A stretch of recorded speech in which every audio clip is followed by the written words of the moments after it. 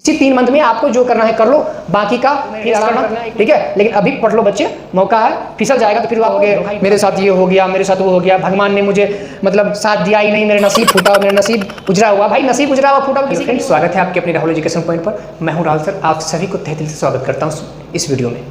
दोस्तों I hope कि आप लोग स्वस्थ होंगे। और दोस्तों मैं कई दिनों से वीडियो नहीं बना पा रहा था, जिसके बहुत सारे रीजन्स है। जैसे कि मैं आउट ऑफ स्टेट था और मैं अपने पेपर देने के लिए गया था, और आज कई दिनों बाद, लगभग 20 दिन बाद मैं आप लोगों के बीच अभी आया हूँ नए वीडियो लेकर के। और इस वीडियो में बहुत सारी बातें होगी, और हमारे लिए ये जो मंथ है सितंबर, काफ़ी स्ट्रगल रहा, और समझिए कि बहुत सारे स्ट्रगल को फेस करके आगे बढ़ना पड़ा। परंतु कोई नहीं, स्ट्रगल आती है तो वो कोई ना कोई रास्ता निकाल करके ही चली जाती है, क्योंकि स्ट्रगल ही ऐसा है कि हमारे रास्ता को बना सकता है, जो कि अपनी मंजिल तक हम सक्सेस होने में कामयाब हो सकते हैं। दोस्तों मैं बार बार आप लोगों को कहता आ रहा हूँ कि स्ट्रगल जब भी आए तो आप मुकरे नहीं, पीछे नहीं हटे, आगे बढ़ने का काम करें।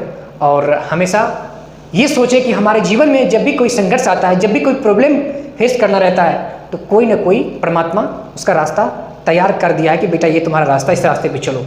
अब कोई बच्चों क्या होता है कि उसी समस्याओं में घिर जाते हैं, फंस जाते हैं और उससे उभर नहीं पाते हैं। तो उनको लगता है कि हमको बहुत सारा प्रॉब्लम है, सबसे ज़्यादा प्रॉब्लम हम ही को है। तो ऐसा कुछ नहीं है दोस्तों, सब के लाइफ में स्ट्रगल है, उसको फेस करके, उसको देख करके, उसको हटा करके स्ट्रगल को, और जितनी भी समस्या आती है उसको निकाल करके आपको आगे बढ़ने का काम करना होगा। दोस्तों सबसे पहले इस मंथ जो मेरे लिए रहा, वो काफ़ी तबीयत भी ख़राब हुई। आउट ऑफ स्टेट गया पेपर देने के लिए, तो वहाँ पे पानी का भी प्रॉब्लम था, और पानी एक्सचेंज होने के कारण तबीयतें भी ख़राब हुई। अभी भी कुछ तबीयत ऐसा लग रहा है कि अंदर से फीवर वगैरह है। फिर भी मैं आप लोगों को एक वीडियो बना करके मैं आप लोगों को बताने आया हूँ कि अब जो पढ़ाई होगी दोस्तों, अब ये अक्टूबर से जो पढ़ाई होगी, सितंबर तो मान चलिए ये 10 दिन बचे हैं, 12 दिन बचे हैं, जो भी इसमें जो भी मैं वीडियो बनाऊंगा ही, मैं आप लोगों को पढ़ाने का काम करूँगा ही।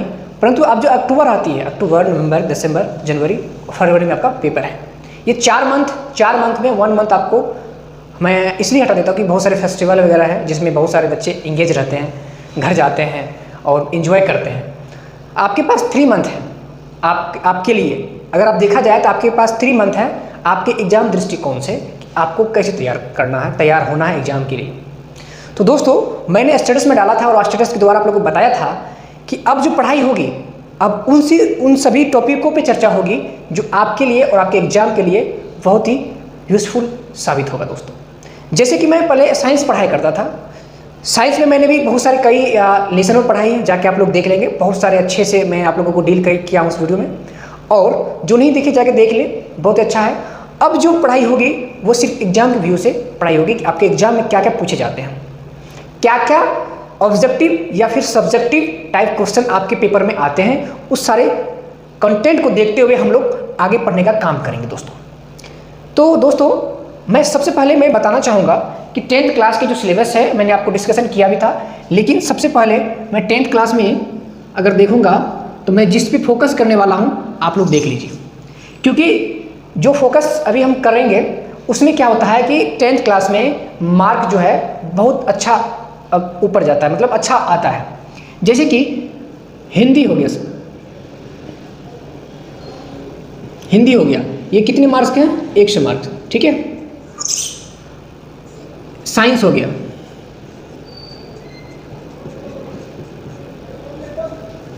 साइंस ये कितने मार्क्स के पूछे जाते हैं?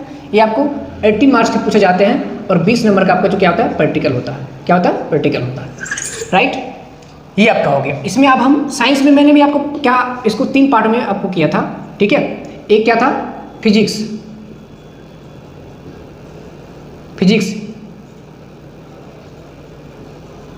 केमिस्ट्री और बायोलॉजी, ये मैंने आपको बताया था, ठीक है। साइंस के 3 पार्ट होते हैं, राइट। देन हम चर्चा करेंगे मैथ्स पर, मैथ, ठीक है, जो कि 100 मार्क पूछे जाते हैं। कितने? 100 मार्क, ठीक है। फिर हम चर्चा करने वाले हैं सोशल साइंस,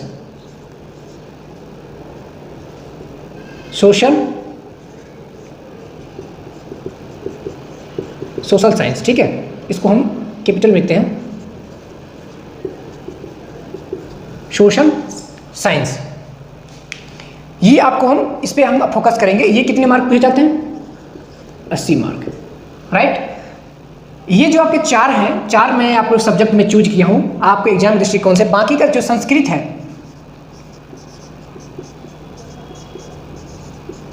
संस्कृत और इंग्लिश,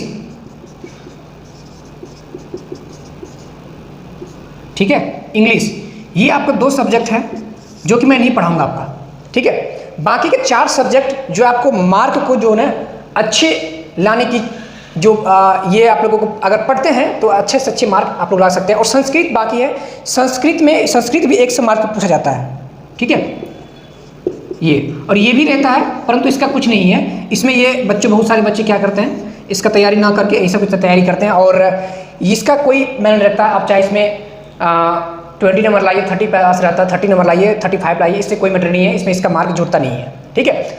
मेन होता है ये आपका 5, जिसमें हिंदी में मैं आपको पढ़ाऊंगा वस्तुनिष्ठ जितनी भी सारी ऑब्जेक्टिव टाइप क्वेश्चन है और जो पूछे जाते हैं, जो बार बार रिपीटेड किए जाते हैं क्वेश्चन, उसके बारे में मैं हिंदी में बताऊंगा। और मैं आपको ये भी कह दे रहा हूँ कि जो मैं पढ़ाऊंगा हिंदी में वो क्या होगा, सिर्फ आपके एग्जाम के दृष्टिकोण से पढ़ाऊंगा और वो आएगा ही आएगा। दोस्तों, कई बच्चे बहुत सारे कमेंट किए थे जब पेपर हुआ था, पेपर होने के बाद रिजल्ट आई थी 2022 में 10th क्लास में। मैंने साइंस में ओनली 18 प्रश्न दिए थे, क्वेश्चन दिए थे साइंस में, जिसमें फिजिक्स, केमिस्ट्री, बायो था। और बच्चों की इसी 18 में से, यानी कि इसी 18 क्वेश्चन में से सारा क्वेश्चन इसी में से आया था, जो भी क्वेश्चन मैं बताया था। बच्चों को लगा कि सर क्या बता रहे, नहीं बता रहे। स्टार्टिंग में जब एग्जाम दे के आया तब उन्होंने मेरे यूट्यूब पे गया और जब देखा तो उनको भी लगा कि यार सर जो बताए थे आज बात माननी चाहिए थी हमें, मैं बहुत गलती किया। और कई सारे बच्चे जो हैं कि यूट्यूब से क्वेश्चन लिख करके उसको सोल्व करके याद भी किया और उसका रिजल्ट भी बहुत अच्छा है। मैंने इसको पोस्ट में भी डाली थी, आप लोग देख लेंगे। एक विद्यार्थी है जो कि रोहतास डिस्ट्रिक्ट का है, वो छात्राएं हैं जिनका मार्क 90 के आसपास है प्रैक्टिकल मिला करके, 90 के आसपास है प्रैक्टिकल मिला करके। उसमें उसको बहुत अच्छा मार्क 90 प्लस है उसका, ठीक है, 90 प्लस है, आप लोग देख लेंगे। और वो जब उनका रिजल्ट आया तो उन्होंने बताया कि सर हम आपके ही चैनल से पढ़े थे और बहुत अच्छा मार्क्स से पास किए सर। तो मैंने उनको बहुत सारी बधाई दी कि बहुत अच्छी बात है, साइंस में इतना अच्छा नंबर आए हो तो बहुत अच्छी बात है, चलो कभी मिलते हैं। तो ऐसा अवसर नहीं मिला कि उनसे मिल पाए हम, फिर भी चलो आज हम सबको, आप सभी को मैं बता देना चाहूँगा, जो भी चीज़ मैं आप लोग को पढ़ाऊँगा, जो भी सब्जेक्ट में आपको फोकस करूँगा, जो भी कंटेंट होंगे इसमें, उसमें जो फोकस करूँगा आपके एग्जाम दृष्टिकोण से काफ़ी इंपॉर्टेंट होगा दोस्तों। इसीलिए हम आप लोगों को आप मैराथन क्लासेस देने का काम करूँगा। अब इस पे महाभारत होगा किसके लिए, एग्जाम के लिए। हम किसी से लड़ाई नहीं करने जा रहे हैं या फिर युद्ध नहीं करने जा रहे हैं, युद्ध करेंगे सिर्फ अपने सिलेबस से, एग्जाम के दृष्टिकोण से पढ़ाई के लिए, ठीक है। तो मैंने आपको बता दिया, फिजिक्स में मैंने भी कई पार्ट पढ़ा दिया है, बायोलॉजी में पढ़ा दिया, केमिस्ट्री में नहीं पढ़ाया हूँ, प्रयास करूंगा केमिस्ट्री में भी मेन पॉइंट का फोकस करने का दोस्तों, ठीक है। अब रही बात मैथ की दोस्तों, मैथ में भी बहुत सारे ऑब्जेक्टिव है, 50% ऑब्जेक्टिव आते हैं। मैं बताऊंगा कि ऑब्जेक्टिव में आप लोगों को क्या करना है। ऑब्जेक्टिव जो आता है ना, ऑब्जेक्टिव में आप लोगों को क्या करना है। बहुत सारे स्टूडेंट होते हैं ना कि ऑब्जेक्टिव को रटे जाते हैं, पूरा चैप्टर खत्म कर दिया, फर्स्ट 1.1 1.2 का पूरा रट देते हैं। दोस्तों ऐसा बिल्कुल ना करें, ऐसा बिल्कुल ना करें। क्वेश्चंस कहाँ से आती है एग्जाम में, प्रश्न आते कहाँ से, उसको फोकस करो। बहुत सारे प्रश्न तो हमारे फॉर्मूला में आ जाते हैं दोस्तों, ट्रिग्नोमेट्रिक हो गया, ज्यामिति का हो गया, जो भी एपी का हो गया, सब तो इसका पर जो है ना ऑब्जेक्टिव में ही आ जाता है, फॉर्मूला पूछा जाता है, फॉर्मूला से बाहर जाता है कहाँ है। मैं कई बार बच्चों को कह चुका हूँ कि आप जितने भी हैं आप फार्मूला रटने का काम कीजिए, फार्मूला याद करने का काम कीजिए। जो फार्मूला आपको एग्जाम में, मुझे ऐसा लगता है कि 30 से 35 मार्क्स फार्मूला ही पूछा जाता है। सब्जेक्टिव क्वेश्चन मिला करके जितने भी होते हैं ऑब्जेक्टिव, वो फार्मूला ही पूछा जाता है। अब सोचिए फार्मूला को याद करने में जब 30-35 नंबर आ जाता है तो फिर क्यों हम चैप्टर बाय चैप्टर याद करते जाए, समय नष्ट करते जाए, पता चलेगा एग्जाम आ गया कुछ हुआ नहीं। तो दोस्तों एक तरीका होता है याद करने का, रटने का भी तरीका होता है, पढ़ाने का भी तरीका होता है। कैसे बच्चे को पढ़ाया जाए, कैसे बच्चे को डील किया जाए, हम आप लोगों को बताएंगे, ठीक है। इसलिए घबराने की कोई बात नहीं है। जो चीज़ हम पढ़ाते हैं बस उसको फोकस करते हुए आप लोगों को आगे बढ़ना है, ठीक है। मैं सोशल साइंस में भी इसमें 5 बुक्स होते हैं, जैसे कि history, geography, economics, political science हो गए, ये सारे होते हैं इसमें, ठीक है। तो उसमें भी मैं आप लोगों को चैप्टर बाय चैप्टर जो इंपॉर्टेंट ऑब्जेक्टिव होते हैं उन पे फोकस करने का काम करूंगा। सब्जेक्टिव भी दूंगा मैं आप लोगों को कह रहा हूँ ओनली 18 प्रश्न दूंगा आप लोगों को एग्जाम से 10-20 रोज पहले, और मैं गारंटी लेता हूँ कि इससे ज़्यादा अगर कहीं से आ जाएगा प्रश्न तो फिर आप मुझे बोलना, आकर के इसी वीडियो में कमेंट करके जाना कि सर आपने जो भी पढ़ाया वो गलत पढ़ाया, आज एक भी क्वेश्चन नहीं पूछा, और अनसब्सक्राइब करके चले जाना। 18 प्रश्न दूंगा मैं सोशल साइंस में, और साइंस में भी मैं 18 प्रश्न दूंगा इसमें भी, ठीक है। दोनों में 18 प्रश्न दूंगा, और इसी के अंतर्गत से आएगा ही आएगा, 18 प्रश्न में ही से ही आपका प्रश्न आएगा। इसलिए मैं बार बार कहता हूँ, बार बार मैं रिपीट करता हूँ कि आप लोग आएगा। और फालतू की जो वीडियो है ना उसको देखना सबसे पहले बंद कीजिए। फालतू के यूट्यूब पे डाल देते हैं कि लो ये आ गया, ये आएगा, ये गारंटी ही आएगा, उसको छोड़ करके आप हम जो कर रहे हैं ना, ये 18 प्रश्न जो आपको लास्ट में मैं दूंगा, इसको सिर्फ फोकस कीजिएगा। बाकी का जो मैं आप लोग डिस्कस किया हूँ इसके बारे में मैं जो पढ़ाने हूँगा उस पर आपको फोकस करना, बाकी का फिजूल के बातें को आप लोग देखने से इग्नोर कीजिए उसको देखने के लिए, क्योंकि आपका समय नष्ट होगा तो आप क्या होगा, आप अच्छे से तैयारी नहीं कर पाएंगे दोस्तों, ठीक है। और मैं आप लोगों को बार बार कह रहा हूँ कि किसी भी बच्चे को कोई प्रॉब्लम हो आप बेहिचक मुझे आप कॉल कर सकते हो, ठीक है। 6 PM टू 8 PM आप बात कर सकते हो, ठीक है, क्योंकि इससे पहले मैं 10 to 6 ऑफिस का वर्क में मैं बिजी रहता हूँ, ठीक है। तो इस बीच में मैं काम नहीं कर सकता हूँ, आप लोगों से बात नहीं कर सकता हूँ, और देन 6 to 8 अगर आप बात करते हैं हमसे तो मैं हमेशा चाहूँगा कि आप लोगों को अच्छे से जो भी प्रश्न होगा उसको डील करके आपको बताने का काम करूँगा। तो दोस्तों मैं आप लोगों को बार बार कहता हूँ कि जो मैं बता रहा हूँ उसको सिर्फ देखो, आप बाकी का छोड़ो। और ये 3 मंथ जो आपके लिए है, आप सोचते हो कि 4 मंथ मेरे पास है, मैं सोच रहा हूँ कि 3 मंथ से भी कम आपके पास है, क्योंकि बहुत सारे फेस्टिवल आते हैं आपके लिए। अभी अक्टूबर में शुरू होने वाले, नवंबर में बहुत सारे छठ, दीपावली आने वाले, दशहरा आने वाली है, तो उसमें आप इंगेज रहेंगे, पढ़ाई उसमें नहीं कर पाएंगे, तो उसको काट करके मैं आप लोग को बता रहा हूँ कि 3 मंथ आपके लिए है।